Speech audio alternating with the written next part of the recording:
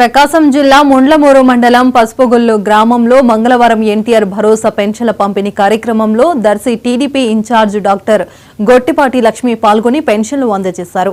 ప్రభుత్వం ఇచ్చిన మాట ప్రకారం అభివృద్ధి సంక్షేమాన్ని రెండు కళ్లవలే చూస్తూ సంక్షోభం నుండి రాష్ట్రాన్ని అభివృద్ధి వైపు నడిపిస్తూ సీఎం చంద్రబాబు, ఉప ముఖ్యమంత్రి పవన్ కళ్యాణ్ ఆంధ్ర రాష్ట్ర పునర్నిర్మాణానికి నిరంతరం పాటిస్తున్నామని అన్నారు.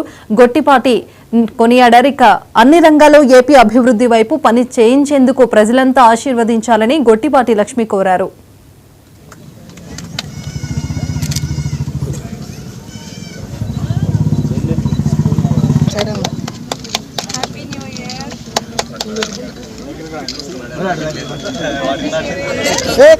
నూతన సంవత్సర శుభాకాంక్షలు, అట్లాగే సంక్రాంతి శుభాకాంక్షలు కూడా.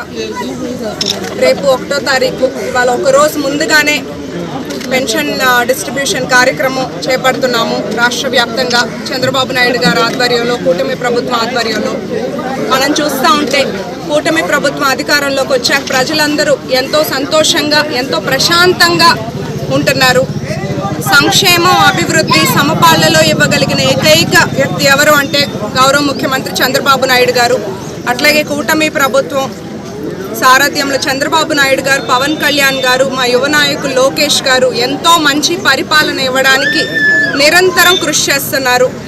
ప్రజలందరూ ఎంతో నమ్మకం పెట్టుకుని ఉన్నారు. ఒక మంచి పాలన కావాలని ఎట్లయితే అనుకున్నారో అలాంటి పాలనను ప్రజలంతా చూస్తున్నారు.